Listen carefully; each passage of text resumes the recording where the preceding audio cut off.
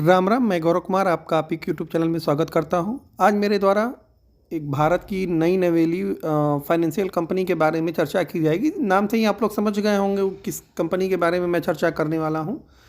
नाम है जियो फाइनेंशियल। आज हम उसी के ऊपर थोड़ा कुछ चर्चा करेंगे।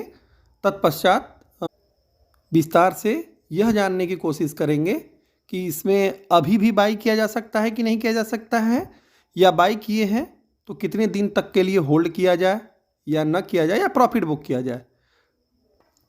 जियो फाइनेंशियल भारत की एक फाइनेंशियल या मतलब एनबीएफसी कंपनी है। एनबीएफसी मतलब नॉन बैंकिंग फाइनेंशियल कंपनी, मतलब इसे बैंकिंग सेक्टर का तो लाइसेंस नहीं मिला है, लेकिन बैंकिंग सेक्टर की तरह ही ये बिहेव करती है। अब तो जियो के मोबाइल मतलब जियो के ऐप में एक फीचर आ गया है जियो पेमेंट बैंक का भी। आप फ्री में अकाउंट खुलवा, मैं उसका कोई प्रमोशन नहीं कर रहा हूँ, इसे आप बिल्कुल प्रमोशन ना समझें। बता रहा हूँ कि जियो फाइनेंशियल में क्या क्या चीज़ें ऐड हो रही हैं जिससे जियो फाइनेंशियल भाग रहा है। और दूसरी सबसे बड़ी बात कि जियो फाइनेंशियल में जो बड़े बड़े वर्ल्ड स्तर के फंड हैं, जेफरीज हुआ और न्यूमेरा हुआ, और इसके अलावा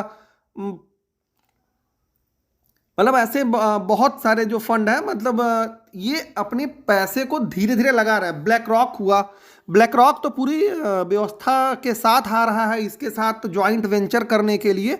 ब्लैक रॉक दुनिया की सबसे बड़ी एयूएम रखने वाली कंपनी है, जो कि म्यूचुअल फंड मैनेजमेंट कंपनी एक प्रकार से उसे कह सकते हैं, या फिर एसेट मैनेजमेंट कंपनी कह सकते हैं।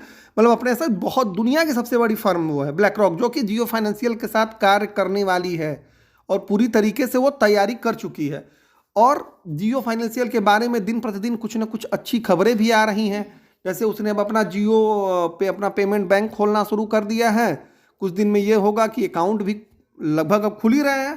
तो यदि इसके 40 करोड़ ग्राहक है, यदि 10 करोड़ भी ग्राहक खोल दिए अकाउंट, तो सोचिए बल्ले बल्ले हो गई। काफ़ी लोग तो मार्केट छोड़ करके बाहर हो जाएंगे जियो फाइनेंशियल का ये जब धमाका होगा। तो रही बात इसके पीई की, तो मैंने एक दिन पीई बताया था कि चूंकि यह कंपनी अपने मूल पेरेंट कंपनी से पैसे ले करके बाहर निकली है, कोई बिजनेस करके नहीं, इसलिए इसका पीई हाई है। कुछ लोग इस पर प्रश्न, मैंने एक बार ऑलरेडी इसके बारे में डिटेल बताया हुआ था, आज ये फिर से मैं बता दे रहा हूं।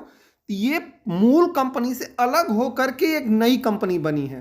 तो जो उसका मूल कंपनी में वैल्यूएशन था, जिनके पास रिलायंस का शेयर रहा होगा उनको एक पे एक बोनस मिला था शेयर, ये वाला शेयर जियो फाइनेंशियल का। तो जाहिर सी बात है उसकी वजह से, क्योंकि ये कंपनी कोई कारोबार तो अभी कर नहीं रही है, तो जाहिर से जब आप कारोबार नहीं करेंगे तो आपकी अर्निंग नहीं आएगी, आपको तो वही ब्याज मिलेगा मिला जुला करके जो बैंक में रखा हुआ है। 1.25 लाख करोड़ रुपए इसके पास कैश है। अब सोचिए 1.25 लाख करोड़ रुपए यदि लोन ये बांट दी, एक 1,09,278 करोड़ रुपए के करीब करीब इसके पास कैसे, यदि वो लगी लोन बांटने, तो बजाज फाइनेंस का तो बैंड बजा देगी। मतलब इस तूफानी अंदाज में चलेगी। अगला बजाज फाइनेंस जियो फाइनेंशियल है।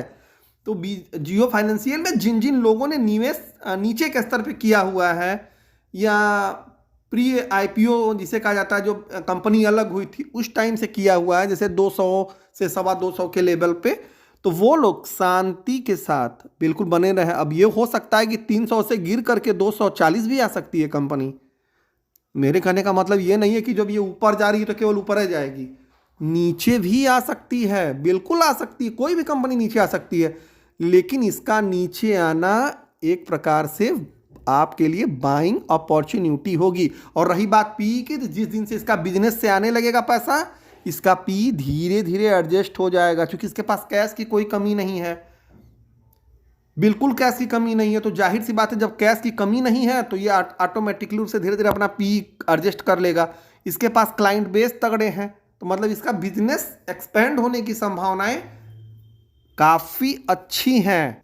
तो इसलिए जिन लोगों ने जियो फाइनेंशियल में निवेश किया है, या जिन लोगों के पास जियो है, वो लोग प्रॉफिट बुक नहीं करेंगे। देखिए प्रॉफिट कहाँ बुक करना है, उन शेयरों में जहां आप ट्रेडिंग के लिए लिए हैं, या शॉर्ट टर्म के लिए लिए हैं या मिड टर्म के लिए लिए हैं, या उनका फंडामेंटल खराब हो रहा है, या खराब फंडामेंटल वाले शेयर ले लिए, कुछ भाग गए हैं नाप से नाप, वहां पे आपको प्रॉफिट बुक कर लेना है। लेकिन जियो फाइनेंशियल में बिल्कुल बुक नहीं करना है। ये भले से नीचे आ जाए, ये आपके लिए बाइंग अपॉर्चुनिटी रहेगी। जियो फाइनेंशियल में मिनिमम आप 5 साल तो मिनिमम आप समय दीजिए, यदि आपको मल्टी बैगर रिटर्न चाहिए तो। शांति के साथ, थोड़ा घबराइएगा मत। कभी कदार यदि जियो फाइनेंशियल नीचे आता है तो परेशान ना होइएगा। हो सकता है 280 के लेवल ये टेस्ट करे, या हो सकता है 260 रुपये तक आ जाए। भाई शेयर है तो गिरेगा बढ़ेगा दोनों, लेकिन अच्छा शेयर है तो बढ़ने की संभावनाएं ज़्यादा हैं। लॉन्ग टर्म में गिरने की संभावनाएं थोड़ी कम है। इसलिए आप जियो के शेयर में बिल्कुल शांति के साथ सारे लोग बने रहिए, बिल्कुल इसमें घबराना नहीं। हाँ, लेकिन समय देना है। ऐसा नहीं कि आप आज सोचेंगे आज कल परसों में ये 3-4 गुना नहीं हो जाएगा। 3-4 गुना 5 गुना होने में कोई भी कंपनी समय लेती है। अच्छी कंपनी थोड़ी ज़्यादा समय लेती हैं, खराब कंपनी अवाट पवाट तरीके से बढ़ जाती है, क्योंकि उनमें ऑपरेटर घुसे होते हैं। और जियो का फंडामेंटल बिल्कुल स्ट्रांग है।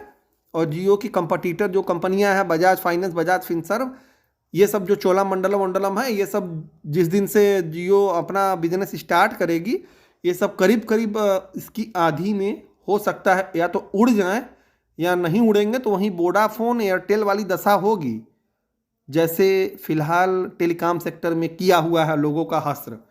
तो प्लीज़ पेशेंस रखिए, शांति के साथ इसे पकड़ कर बैठे रहिए।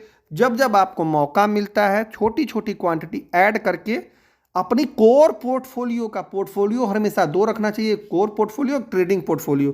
कोर पोर्टफोलियो का इसे हिस्सा बनाइए, जो कि आपको लॉन्ग समय में आपको और आपकी फैमिली को अच्छा ग्रोथ प्रदान कर सके और आपको मुनाफा दे सके। इसी के साथ मैं आज का यह जियो फाइनेंशियल पर दिया गया व्यू समाप्त करता हूं। और जिन लोगों ने मेरे चैनल को लाइक और सब्सक्राइब नहीं किया, भाई कर दें और शेयर करते रहें, लोगों को बताते रहें। मैं शाम को, रात को, मतलब वहीं 9 से 9:30 बजे के करीब मैं लाइव भी आता हूं, उसे में भी आप जुड़ सकते हैं। और टेलीग्राम भी आप ज्वाइन कर सकते हैं, जो कि बिल्कुल फ्री ऑफ कास्ट है। अपना और अपने पोर्टफोलियो का ध्यान रखिए। धन्यवाद। राम राम।